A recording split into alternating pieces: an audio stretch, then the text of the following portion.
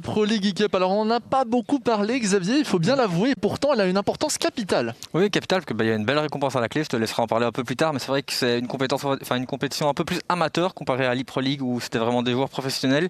Malgré ça, il y a quand même eu de très très beaux matchs, de très très bons joueurs, et ici on retrouve les deux finalistes qui, je l'espère, vont nous proposer du beau spectacle. Évidemment, alors faisons un petit résumé de manière générale. 16 compétitions, 16 tournois organisés en collaboration entre Eleven, Sporza et La Dernière Heure. 16 tournois tout au long de cette année 2020 et 2021. Ensuite, bien, les 16 finalistes, les 16 gagnants, les 16 vainqueurs se sont affrontés dans un dernier tournoi. De là, il y a une finale. 2 joueurs qui vont s'affronter, Xavier. Honnêtement, j'ai hâte. Oui, j'ai hâte. C'est vrai que moi aussi j'ai hâte parce que d'un côté, tu as Emino Merci. Il est très très fort. Mais il y a déjà eu une finale justement entre lui et Koei ici. Ilkan, son opposant, et il l'a battu. Donc c'est vrai qu'il a quand même une revanche à prendre et j'aimerais bien voir un petit peu ce qu'il peut faire sur 90 minutes ici. On parlera justement peut-être du statut un peu de favori sur le papier de Keanu et pourtant Ilkan l'a battu durant la Christmas Cup qui était un des tournois qui avait été organisé. Mais avant justement d'y arriver, avant de parler de tout cela, je vous propose de faire un petit détour par notre journaliste sur place. Bonjour Maxime. Bonjour les gars, j'espère que vous allez bien. On est très très chaud ici au Fit 5 de Forêt pour cette grande finale. Vous l'avez dit, c'est un petit peu l'heure de la revanche entre Ilkan et Keanu avec le favori que vous avez un petit peu déjà donné. Keanu, pour vous, sur le papier, est-ce qu'il va prendre sa revanche? Qui va devenir l'e-sporter d'Eleven? Parce que c'est aussi la récompense qu'il y a à la clé de cette e-cup. Franchement, l'ambiance est électrique ici et on se demande vraiment qui des deux va pouvoir décrocher cette coupe, décrocher ce titre. En tout cas, on espère que vous allez passer un bon match, les gars. Ça va être un très très très bon moment, je n'en doute pas une seule seconde. On espère aussi évidemment un match électrique. Merci Maxime. Alors on le disait, oui, peut-être un peu plus favori et tu l'as dit et ça c'est peut-être le plus important, un contrat chez Eleven, Xavier. Ouais, c'est vrai que ça fait rêver pas mal de monde. Oh là là, je vais devenir joueur professionnel pour votre chaîne de télévision préférée, ce serait vraiment exceptionnel. Concentrons-nous un petit peu justement sur ces 2 joueurs. Alors on a donné l'élément principal, mais il y a quand même des éléments un peu plus spécifiques. Keanu notamment, on l'a vu sur d'autres tournois. Oui, un tournoi à la Gante, à Anderlecht, il l'a remporté. On a aussi vu un tournoi interuniversitaire, la Belgian College League, il l'a remporté également. Donc habituellement, c'est vrai que tous les tournois plus ou moins auxquels il s'est inscrit, il les gagne ou il va presque au bout. Et donc ici, il est en finale. Donc normalement, il devrait quand même, il a l'expérience aussi pour gérer ces finales. Et c'est ça qui est exceptionnel, c'est qu'on a l'impression qu'il les gagne tous, sauf un qu'il a perdu face à l'adversaire d'aujourd'hui. C'est quand même assez exceptionnel. Ouais, c'est vrai qu'apparemment peut-être que le style de jeu d'Ilkan ne convient pas forcément à Emino. Ça, on va le voir, mais en tout cas, je pense qu'ici, il a vraiment un esprit de revanche. Surtout que ici, il y a, comme tu l'as dit, un contrat chez Eleven pour 1 an, et c'est quand même pas rien. Ce n'est évidemment pas rien du tout. De son côté, Ilkan, alors il faut aussi le souligner, c'est un joueur de foot en dehors. Est-ce que pour toi, c'est un avantage pour jouer à FIFA? Pour la vision de jeu, c'est vrai que ça peut aider. Même quand tu regardes les joueurs de foot professionnels, c'est vrai que quand ils jouent à FIFA, ils ont toujours de bons réflexes, une bonne vision de jeu. Donc c'est vrai que ça peut aider. Après, je ne connais pas forcément son niveau au foot, si ça peut vraiment l'aider ou pas. Mais en tout cas, normalement, ça peut l'aider un petit peu. Un duel entre 2 âges différents. D'un côté, on peut dire que Keanu est un peu un jeune prodige, 18 ans, face à lui un joueur un peu plus expérimenté, 24 ans. On annonce du très très très beau spectacle. D'ailleurs, nos gens ne vont pas tarder à se lancer et à commencer à arriver vers le plateau. Les voici tous les deux devant. Vous pouvez remarquer Ilkan derrière, ce sera Keanu, de joueurs très évidemment concentrés sur leur avenir et sur ce qu'il peut se passer. Mais voilà, on voit qu'ils sont tous les deux bien focus, ils sont vraiment dans leur match déjà, même s'ils ne sont pas forcément encore sur le terrain, on les voit arriver tout doucement. Je pense que franchement, ça nous promet vraiment un très très beau match. Vraiment, en plus avec une démarche vraiment qui n'annonce que du bon pour cette confrontation. On rappelle qui va peut-être permettre à l'un de ces 2 joueurs d'avoir un contrat chez Eleven. Ce serait absolument exceptionnel. Rappelons-le, évidemment, la finale de l'E-Pro League arrive après. Pour tous ceux qui viennent seulement de nous rejoindre peut-être sur le live, on commence par cette finale de la Pro League Cup et ensuite on arrive à la finale de la Proximity Pro League entre Louvain et Anderlecht. On les voit maintenant s'installer. Je pense que les changements tactiques vont pouvoir être faits. Niveau prono, on pense qu'on peut s'aligner là-dessus. On va de nouveau avoir un mode 90 évidemment. Je pense que Keanu devrait jouer Anderlecht. Je pense qu'Ilkan devrait jouer Genk. C'est vrai qu'ils sont supporters de ces 2 équipes. Donc en théorie, vu qu'on est en mode 90, on peut jouer un peu avec n'importe qui. On n'est pas forcément désavantagé ou avantagé. Donc je pense qu'ils vont prendre leurs équipes de cœur. Vous voyez aussi, il y a un arbitre qui a été demandé, que vous verrez au centre de ce biome, justement pour vérifier que tout est bon, que tout est bien réalisé. Ils vont donc pouvoir s'inviter et le match ne va pas tarder à pouvoir se lancer. Merci d'ailleurs à tous ceux qui nous rejoignent, tous ceux qui sont là pour vivre ce grand moment de l'e-sport belge. C'est quand même la troisième fois qu'on peut se rejoindre, Xavier, pour une séance, un show de finale de Proximity Pro League, en plus avec un match supplémentaire cette fois-ci. Que demander de plus? Ouais, c'est vrai que c'est la troisième année, c'est chaque fois des très belles finales, donc normalement aujourd'hui on devrait aussi avoir de très beaux matchs. Oui, tout à fait. Donc vraiment un grand merci à tous ceux qui nous rejoignent. Et il y en a peut-être aussi qui sont néerlandais, qui voudraient avoir un cast néerlandophone. Eh bien, allez dans ce cas-là sur la page YouTube d'Eleven Sport Belgium. Comme ça, on fait un petit peu le tri, on permet de suivre le cast dans votre langue préférée. Derniers petits éléments, c'est toujours intéressant, les petites anecdotes. Cette fois-ci du côté de Kianou, pour la première fois qu'il a joué à un FIFA, c'était sur la Nintendo DS. Pourtant, c'est absolument pas la console à laquelle on s'imagine jouer à FIFA maintenant. Non, c'est vrai, même si c'est toujours un peu plus fun. Enfin, le mode, sur les consoles de chez Nintendo, c'est toujours c'est un peu plus arcade, un peu plus pour le fun. Et pourquoi pas pour une première prise en main, ça peut être sympa. Je me rappelle, Xavier, qu'à cette époque, j'avais aussi un jeu sur DS, pour la petite anecdote, et je ne faisais que des têtes. Les têtes marchaient très très bien. Est-ce que c'est pas aussi justement un petit côté arcade? Est-ce qu'on va peut-être retrouver des signes de ce jeu sur DS, t'imagines? Ah, pourquoi pas, mais après je pense pas. Je pense que vraiment le centre tête c'est pas vraiment ce qui fonctionne le mieux. Non. Sur FIFA, sur PlayStation surtout. Après ici je sais que Kianou il aime bien aussi quand il mène un petit peu de tenter des centres ou autre, donc pourquoi pas quand même. De son côté, on revient un petit peu aussi sur Ilkan aussi, joueur de l'Underz, défenseur central, une sélection du 19 belge. C'est quand même joli, c'est toujours bien sur le papier. Ouais, c'est vrai que c'est toujours bien comme palmarès. Ça. C'est vrai qu'on le connaît moins sur le penchant e-sportif, évidemment, on a moins d'informations sur des potentiels tournois qu'il aurait pu remporter. Là où Kianou cette année, comme tu l'as dit, on l'a vu exploser, donc on a beaucoup plus d'éléments liés directement à l'e-sport. Ouais, c'est vrai que un joueur peut-être un peu plus réservé, un peu plus... qui se met un peu moins sur les devants de la scène, donc c'est vrai qu'on le connaît moins, mais après s'il est là c'est quand même qu'il a un très très haut niveau. Ah, très très haut niveau sans aucun doute. En plus, eh bien, durant cette phase finale, je vous l'ai dit, avec les 16 finalistes qui se sont affrontés pour qu'il n'en reste plus que 2, c'était une phase d'élimination directe, donc il n'avait pas le droit à la seconde chance, tout allait très très vite et il fallait montrer le meilleur niveau de jeu. Ouais, c'est vrai qu'il faut quand même montrer directement son niveau de jeu, comme tu l'as dit, c'était les 16 meilleurs après des mois et des mois de compétition en différents tournois, donc c'est vrai que je pense que le niveau c'était peut-être le paradoxe et le paroxysme de cette compétition. Après, même si maintenant il en reste plus que 2, il va quand même falloir désigner un vainqueur. Oui, à un moment ou un autre, et vous le voyez, les changements tactiques qui vont être faits, ce sera bien un affrontement entre Genk et Anderlecht, peut-être les deux futurs joueurs de ces clubs en e-Pro League. Oui, et on voit du côté d'Anderlecht, on va partir sur un 4-4-2, il me semble. Tandis que de l'autre côté, pour moi on ne sait pas le dire, parce qu'il est en train de régler sa petite tactique personnalisée, mais je pense que c'est un 4-2-2-2, on dirait. Oui, voire même peut-être un... Non, j'allais dire peut-être un 4-2-4, mais c'est toujours difficile de faire la dissociation entre les deux. Il y a un élément qui permet de le faire facilement, ouais, tout simplement ici, les deux latéraux, ces deux milieux offensifs ici, tandis qu'en 4-2-4, ils sont beaucoup plus hauts sur le terrain. Tout à fait. J'avais oublié ce petit détail. Toujours l'importance évidemment d'avoir Xavier à mes côtés pour ce genre de choses. Dans l'idée, il n'y a quand même pas énormément de différence sur le papier entre ces deux formations. Ouais, et de base, par contre, Ilkan commence en 4-3-3-4 apparemment.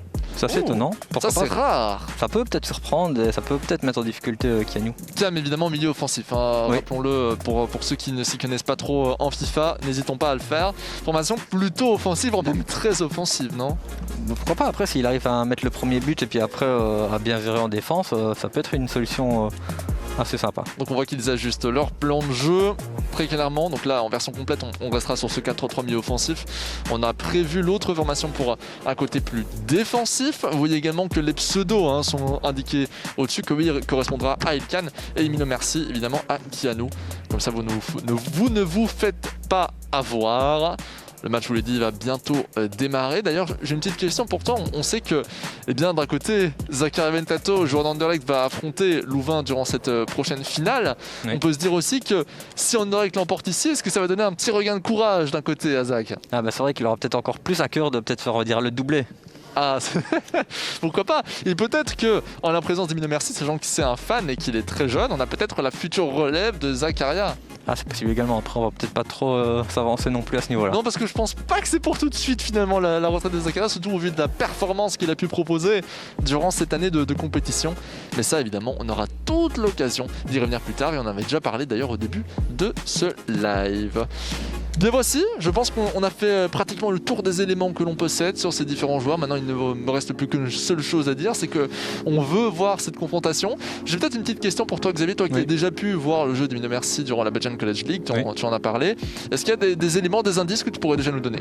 Moi, j'ai l'impression qu'à partir du moment où il mène, il aime bien laisser venir un petit peu l'adversaire. Il aime pas forcément attaquer sans cesse non plus. Il aime bien aussi laisser un petit peu le jeu et la possession à son adversaire pour après repartir en contre-attaque. C'est vrai que je trouve que c'est vraiment la gestion de son match qui est vraiment bien. Ouais. Il arrive à maîtriser les temps forts ou les temps faibles. Et c'est peut-être là-dessus qu'il va pouvoir jouer. À l'inverse, je pense que ni toi ni moi n'avons encore eu l'occasion, la chance de commenter Ilkan. Donc ça va être aussi une découverte, une surprise et on l'espère une belle surprise. Il faudra aussi peut-être voir s'il y a des changements de composition par rapport aux joueurs professionnels de chaque club. Oui. Ce sera toujours intéressant de voir peut-être des joueurs sur le terrain que l'on n'imaginait pas spécialement. Ça va être le cas. Maintenant, on va pouvoir avoir la réponse. Lancement de ce match, évidemment. Uniquement un match aller en cas d'égalité. Nous partirons au Golden Goal, au but en or. Croyez-moi, le but en or, c'est très stressant, mais aussi très chouette à regarder. C'est vrai que le Golden Goal, c'est toujours un petit peu délicat, même pour les joueurs, pour ingérer. Il ne faut pas prendre trop de risques non plus. Et là pour l'instant c'est Genk qui au ballon, qui a eu l'engagement avec une belle combinaison ici sur Bongonda sur l'aile gauche qui déborde, qui fait face à Varscaron, qui va essayer de revenir, le physique de Bongonda déjà. Bongonda toujours. Il joue très bien le coup et finalement il garde ce ballon tranquillement, il traque back vers l'arrière, cherche des serres évidemment. Artiaga va être repris. Déjà une occasion, on sent qu'il crée du danger devant le rectangle avec ici encore Ito. Le premier tir d'Ito arrêté par Verbrugge. C'est vrai que c'était une première occasion, une grosse possession du côté de Genk et on a vu justement que Anderlecht avait du mal à récupérer le ballon. Oui, tout à fait. Après ça reste aussi un engagement. On va voir la première possession anderlechtoise d'ailleurs de ce match maintenant. Avec Kana, Amozo. Kana de nouveau, on recherche Amozo. Je pense qu'on oblige un petit peu la défense adverse à jouer sur la gauche, peut-être pour aller déborder à droite ensuite, mais ça n'a pas fonctionné. Récupération de Genk. Oui, une très belle récupération, même elle était assez haute sur le terrain tout de même. Il n'a pas forcément laissé trop avancer Mino. Costa, Ironen. Rosowski avec Kainen, vraiment à peu près la même formation que joue Abdoulaye du côté de Genk. Onuachu, le grand Onuachu pour ce premier tir. Oh, le transversal et le premier but sur une transversale qui revient dans un pied de Genk. On peut dire que c'est mérité vu son début de match. Ouais, c'est vrai que vu le début de match c'est amplement mérité. On a vu directement Ilkan qui est repassé en 4-4-2 aussi. Oui, ça, on va voir si ça va fonctionner, si ça va bien marcher. Mais quelle performance pour l'instant de la part d'Ilkan. Alors qu'on disait que selon le palmarès, Mino Merci pouvait être le favori de cette confrontation pour l'instant. C'est peut-être vraiment le style de jeu d'Ilkan qui ne convient pas à Mino. Oui, c'est une possibilité. Et on le voit justement ici, il a du mal à se créer des occasions, il a du mal à récupérer le ballon. Et Ilkan, vraiment, il fait un excellent match pour le moment, il met vraiment en difficulté Mino. La gestion de la pression peut-être, la jeunesse aussi. Ça peut être une explication, même si je pense qu'Emino a quand même gagné pas mal de tournois, donc normalement maintenant il devrait pouvoir gérer la pression d'une finale. Oui, je suis d'accord, c'était un peu une question piège, dans le sens où c'est compliqué aussi de l'établir. Après, les tournois en question, c'était pas pour une place directement, un contrat. Je pense que la pression peut quand même être assez importante. Attention ici à Nmecha. Nmecha, je regarde aussi un peu l'effectif Anderlecht, voir s'il y a des différences notables. Je n'ai pas du tout l'impression, j'ai même l'impression que c'est exactement le même effectif. Pendant Genk, il y a quand même une ou deux différences. Brune Larsen ne reprend pas ce ballon. Oh si, il le reprend et Brune Larsen sur la récupération au pressing. 1 but à 1. Ouais, et puis il fait le bon geste juste avant de frapper, la petite croqueta pour se décaler, pour s'ouvrir un angle de frappe. Très très bon niveau de jeu pour l'instant opposé par ces deux joueurs. On parlait de joueurs amateurs, mettons de gros guillemets, étant donné leur niveau de jeu. Et ce qu'ils ont montré pour en arriver là après avoir affronté de nombreux autres joueurs de grand talent. Et là pour l'instant, un engagement de nouveau pour Genk. Finalement c'était la première grosse occasion d'Anderlecht. Oui. Il a réussi à la mettre au fond. Ouais, pour moi au final les deux grosses occasions, enfin il y en a une de chaque côté, mais chaque fois ça a été but. Ouais, je dirais plus quand même qu'il y en avait une petite pour Genk aussi que j'ai pas assez souligné au tout début du match. Donc je dirais qu'on est 1,5 à 1 si on veut jouer sur les grosses occasions. Et là, Anderlecht a repris ce ballon rapidement. On n'a pas profité de l'engagement de la même manière qu'on l'avait fait en début de match de la part de Genk. Murillo. Sambilo Kunga. Conserve bien ce ballon. Pas de pressing opposé par Genk. Attention à Vertonghen sur les droits. Vertonghen qui pousse ce ballon. Attention, la balle rentrée pour Nmecha. Et le tir d'Nmecha contré par Genk. Ça relance. Onuachu. Heinen. Rosowski. Là, il y a une profondeur qui pouvait être donnée dans l'axe. Elle n'a pas été vue, malheureusement. Dommage, elle était dangereuse. Mais c'est vrai qu'en profondeur, il y a quand même pas mal d'espace. Rozovski a un pressing peut-être un peu plus élevé, on a tenté le piège du hors-jeu là pratiquement. Attention à cette occasion avec Dessers. Mais oui, le tir premier poteau après une profondeur parfaitement exécutée. Très bien vu. Ouais. Et Dessers justement qui joue pas trop du côté de Genk en Pro League normale, donc c'est vrai que ça fait plaisir de le voir à l'honneur un peu ici. Ouais, c'est vrai, c'est exactement ça. Je vous disais, il y a une ou deux différences du côté de l'effectif de Genk par rapport à celui établi par Abdeloris. Surtout que Dessers, c'est quand même un des gros transferts de l'été du côté de Genk. Et on l'a malheureusement pas vu. En tout cas, pas beaucoup. Je crois l'avoir déjà vu rentrer dans le jeu, mais jamais en tant que titulaire. Abdeloris, on le rappelle, qui n'avait pas figuré dans ce top 8, une des grosses déceptions de cette Proximus Pro League, malgré son talent et son jeune âge. Récupération ici de Kianou. Sardella, Verskaren, c'est vraiment le même effectif du côté d'Anderlecht. Je les reconnais tous. Je les reconnais vraiment tous. Brune Larsen, Kana pour Nmecha qui pousse ce ballon, Nmecha à la feinte et finalement ce ballon récupéré par King qui est resté solide sur les appuis. Ouais, vraiment une très très bonne défense, il ne s'est pas laissé prendre par cette fan de frappe. Bien sûr. Munoz, Rozovski, Uronen, Cuesta et maintenant partir à gauche avec Artiaga, Einen, Bongunda. De moins en moins d'espace laissé, j'ai l'impression quand même que le bloc Anderlecht est évidemment un peu plus haut, ce qui est une conséquence logique vu qu'on est en train de perdre 2-1. Ouais, surtout que ça se joue sur un seul match, donc il ne peut pas forcément attendre et se dire il y a un match retour ou autre. Absolument. Arteaga va rechercher en arrière. Einen pour Rozovski. Cherchons Dessers justement, peut-être. Ito qui pousse ce ballon, qui se fait presser par Lorenz. Physiquement, on récupère finalement ce ballon. Amouzou, Brune Larsen, c'est pas mal. Ça, c'est pas mal du tout, mais il va falloir faire un joli 1 contre 1 face à Uronen qui tacle. Et ce ballon sort en touche, même pour Genk. Ouais, mais c'est vrai que j'avais peur qu'il tacle un peu trop vite, mais heureusement pour lui, il a réussi à récupérer le ballon. Cuesta, Arteaga, Einen. Et on revient vers Rozovski. Un match finalement avec déjà beaucoup d'intensité. 2-1, 3 buts en l'espace de 40 minutes de jeu. Des occasions qui peuvent partir dans tous les sens. C'est bien vu ce scoop turn ici. Ito revient vers Onuachu et malheureusement peut-être le mauvais choix ici. Ouais, un petit peu de déchet dans son jeu. Il en faut bien de temps en temps, Xavier, vu la performance qu'il est en train de nous faire. Ici, actuellement ballon, nous avons Verskaren, Sambi Lokonga, petit râteau, on cherche de profondeur avec de nouveau Verskaren, la petite feinte, joue très bien le coup, recherche Nmecha. Et maintenant on refait un double contact, on recherche Kana, très sollicité, pas mal cette profondeur, ça aurait pu donner quelque chose. Ouais, mais j'ai l'impression qu'il n'est pas forcément mis en difficulté en défense, Ilkana. À part sur le but. Voilà, à part sur le but. Onuachu, c'est pas mal ça, c'est vraiment pas mal du tout. Ito, Dessers, c'est le poteau entrant. Le 3-1. Ilkan qui prend un avantage certain, qui fait le break. Oui. Très bien vu. Et on est juste avant la mi-temps en plus. Faire 3 juste avant la mi-temps, mentalement, ça doit être dur pour Emino. Oui, on voit la déception également sur son visage. On sait bien qu'encore plus évidemment pour un jeune, un jeune de 18 ans, un contrat semble encore plus aguicheur. Et la fin justement de cette mi-temps, 3-1, ton verdict par rapport à cette première mi-temps? Honnêtement, pour moi le score est logique au vu de la première mi-temps. On a vu quand même, Emino, il s'est pas forcément créé beaucoup d'occasions, peut-être une ou deux, mais il n'a pas vraiment mis en difficulté le gardien de Genk. Du côté d'Ilkan, il a quand même eu des occasions un peu plus franches, il a su créer un peu plus de jeu, donc pour moi c'est logique qu'il mène au score après 45 minutes. Oui, absolument, légèrement, même dominant, on peut le dire dans cette confrontation. Rappelons aussi que le but d'Emino Mercier est venu sur une récupération liée, une sorte de pressing, on peut l'appeler comme ça. On venait de perdre le ballon, on l'a récupéré juste ensuite, on l'a tiré immédiatement. C'était Brune Larsen si je ne me trompe pas. Oui. Mais c'est vrai que pour l'instant, la victoire de Genk me paraît méritée. Ouais, après, je pense que vraiment, Ilkan a vraiment un style de jeu particulier qui met peut-être en difficulté Emino. Justement, une bêtise, mais typiquement du côté d'Ilkan, on le voit qu'il tacle plus souvent des tacles glissés, alors que normalement, on n'en voit quasi pas, on en voit pas souvent. Et lui, il aime bien l'utiliser, après, il récupère souvent le ballon avec. Donc, heureusement pour lui. Mais c'est vrai qu'habituellement, c'est un geste que les joueurs pros essayent d'éviter un maximum. Toutes les équipes, tous les joueurs ont évidemment leur petite bête noire. Ça fait également partie du jeu. Par exemple, pour revenir sur un exemple qui peut être donné avec un des joueurs que l'on va voir s'affronter durant la finale de la Proximus Pro League qui arrive, on le rappelle, juste après. Là, on est sur la finale de l'e-Cup, de la Pro League e-Cup, qui décernera à son gagnant un contrat directement chez l'Even Sport. Mais Zachary Mentato, par exemple, une de ses bêtes noires, on pourrait le dire, c'était quand même Shadow, qui le met souvent en danger, notamment en finale il y a 2 ans. Effectivement, c'est vrai. Et ça se joue aussi sur un seul match. Et c'est vrai que Zach avait commis 2-3 erreurs en début de rencontre, c'est compliqué pour lui de revenir après. Ouais, bien sûr. Uronen.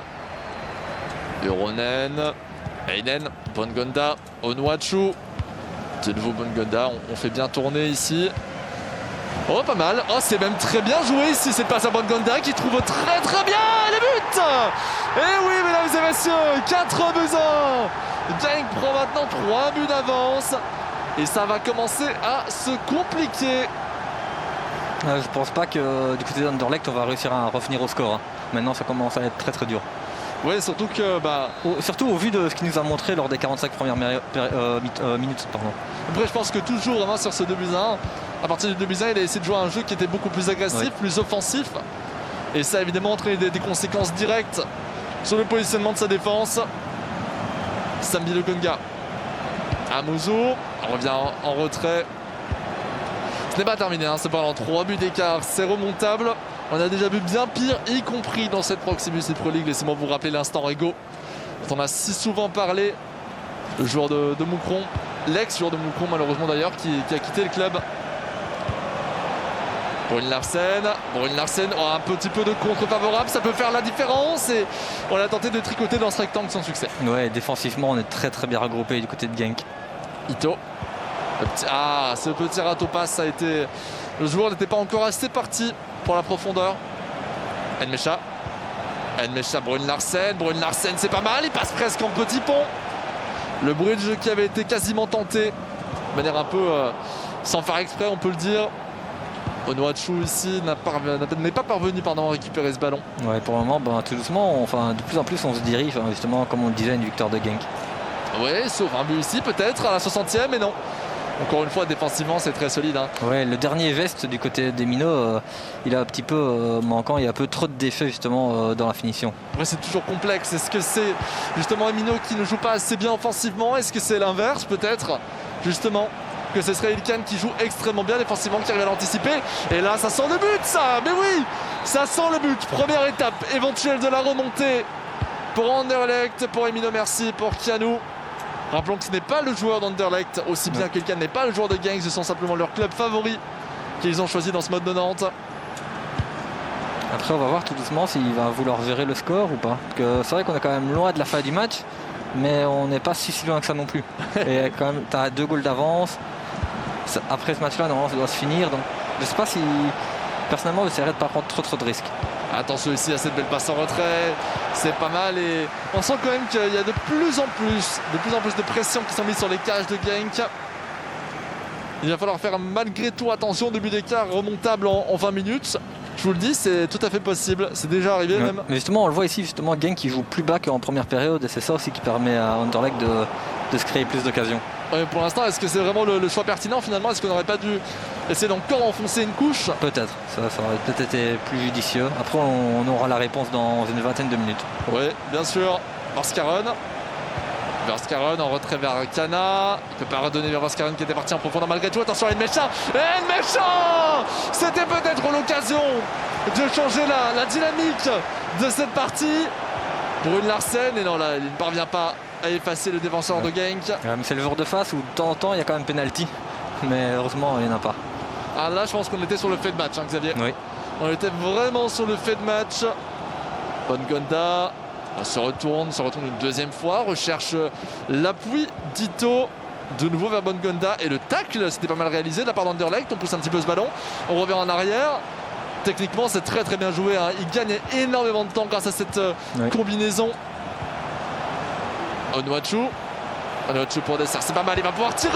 Oh, la transversale. Ah, c'était en position d'hors-jeu dans tous les cas.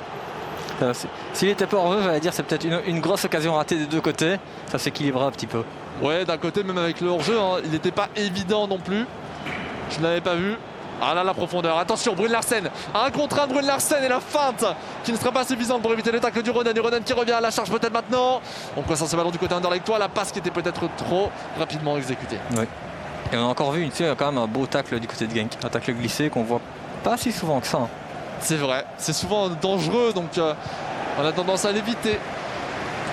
Sauf en dernier recours, évidemment. On était en situation d'un recours Ito. 2 contre 2. On a 2 défenseurs qui arrivent. Un attaquant de plus qui arrive également.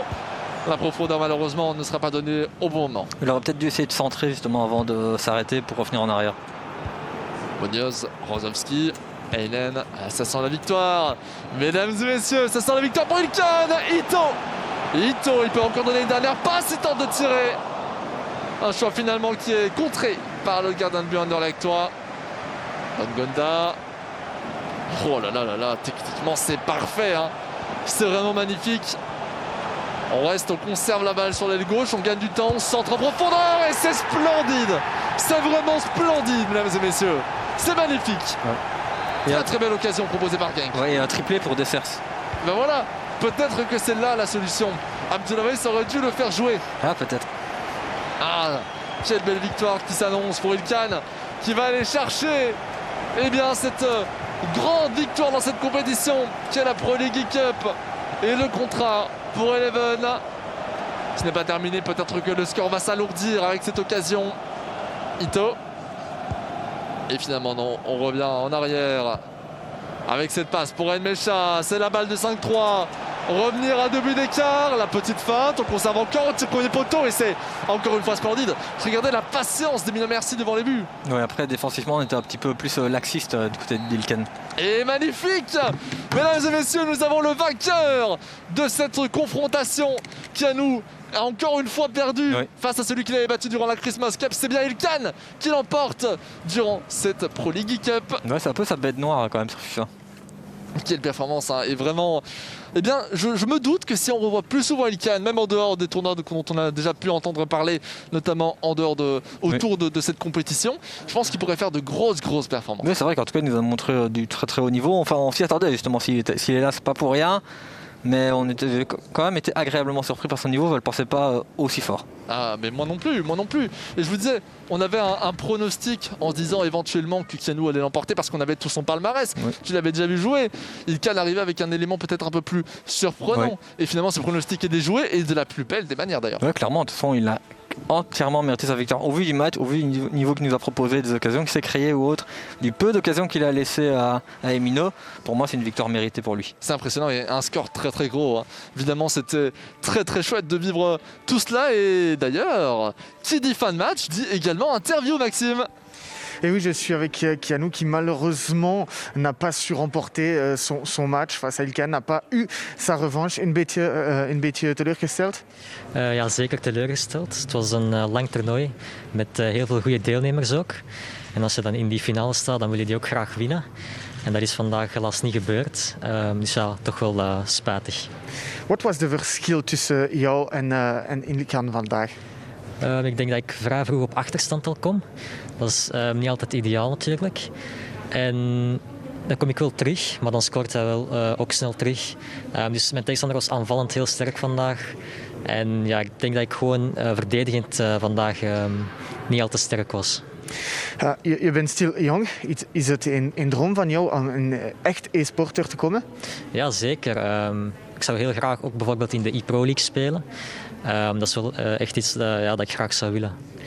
Voilà, ce que nous dit Kianou, c'est qu'il a été trop vite derrière finalement, que c'était un peu compliqué de revenir. Mais il est toujours jeune, il est encore jeune et il aimerait bien devenir un e-sporter. On lui souhaite en tout cas le meilleur pour l'avenir et le revoir très bientôt. Pourquoi pas en Proximus League, on verra bien. Et on se dit à très bientôt parce qu'on va voir maintenant Ilkan avec nous. On se retrouve juste ensuite. Tout à fait, on te retrouve juste après le temps du switch. Peut-être une petite question pour toi Xavier. Oui. Il l'a dit, il voudrait participer à l'e-Pro League. Oui. Est-ce que tu penses que ce sera un concurrent majeur pour cette e-Pro League? Je pense qu'il a montré un très beau niveau. Après par contre je trouve que le niveau, à part certains candidats en e-Pro League cette saison, il est quand même peut-être un petit peu en dessous, mais en tout cas il peut faire mal à pas mal de joueurs quand même. Et on a aussi le gagnant à interviewer, n'est-ce pas? Eh bien oui, exactement. On est maintenant avec le gagnant. Félicitations, gefeliciteerd. Een reactie van de wedstrijd? Ja, het was een open wedstrijd, zeg maar. Het kon alle kanten op. En ik weet dat misschien de tegenstander favoriete was. Maar ik ben snel in mijn spel gekomen. En ik heb die wedstrijd meteen gedomineerd, zeg maar. Ik wil mijn tegenstander feliciteren. Het was een spannende wedstrijd. En ik ben er alleen maar tevreden op. Na kleine minuut, na elke minuut ook snel een goal voor jou. Het was de sleutel van de wedstrijd? Ja, ik denk van wel. Hè. Ik denk dat het ook moreel naar de tegenstander heel erg heeft gedaan. Want 1-0 achterstaan de eerste minuten, zeg maar, dat is een klap in het gezicht, zeg maar. Waardoor die misschien zijn concentratie heeft verloren en waardoor ik echt de hele wedstrijd gedomineerd heb. Nu is al de e-sporter van Eleven te worden. Ja. Dus het is een droom van jou? Ja, het was sowieso mijn ambitie geweest om e-sport te worden, zeg maar.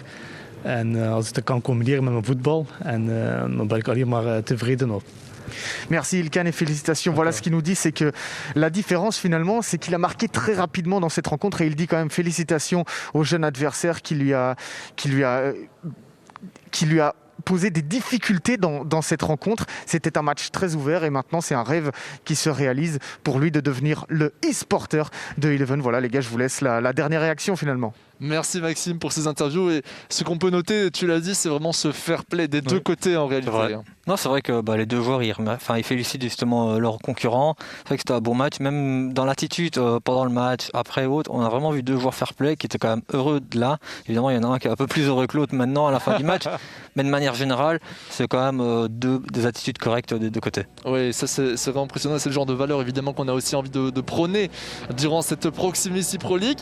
Et bien d'ici quelques instants, on va voir cette cérémonie justement. Alors, loin de là l'idée de vous donner une cérémonie de clôture pour la fin de ce show dans son entièreté, mais il s'agit uniquement de la cérémonie pour la remise des prix qui va être donnée à Ilkan. Vous le voyez devant votre écran, la place de Professional Esport Contract avec la petite carte en plus. Oh, c'est mignon ça. Ouais, c'est pas mal. C'est vrai que c'est sympa comme geste. C'est super. Voilà le contrat professionnel qui est pris pour Ilkan, qui doit évidemment en être très très très fier. De très bonnes notes en défense et en physique finalement pour un défenseur central dans la vraie vie, c'est cohérent. Ouais, c'est vrai que c'est pas mal. C'est vraiment très très chouette. Vous le voyez avec une sorte de... C'est pas vraiment un chèque, disons plutôt une lettre, mais on va l'appeler quand même un chèque. Hein. On s'est compris dans le sens pour la saison 2021-2022. Il a dit un de ses rêves. C'était aussi le rêve d'Emilio Merci. Ce sera peut-être le cas. Il va peut-être devenir aussi un joueur important durant la... Ah oui, de manière générale, même lui, vu que c'est un joueur de foot, habituellement, quand tu n'arrives pas forcément à percer dans le foot à un haut niveau, qu'il a quand même 24 ans, donc c'est vrai que pour percer, c'est un peu plus compliqué. Maintenant, il est déjà un petit peu âgé. Et alors tu te tournes souvent vers l'e-sport, que ça reste du foot virtuel, t'aimes bien, donc pourquoi pas, c'est vrai qu'il n'a pas su faire son premier rêve, peut-être le deuxième. Effectivement. Vous le savez aussi, c'est d'ailleurs, je pense pour ça que vous êtes devant votre écran actuellement. Nous allons vivre la finale de la Proximity Pro League, Anderlecht contre Louvain. Laissez-nous le temps de faire un petit chèque. On se met comme ça, on est prêt, on est ready. Et là, on va tout donner pour la plus belle des compétitions, la plus belle des finales.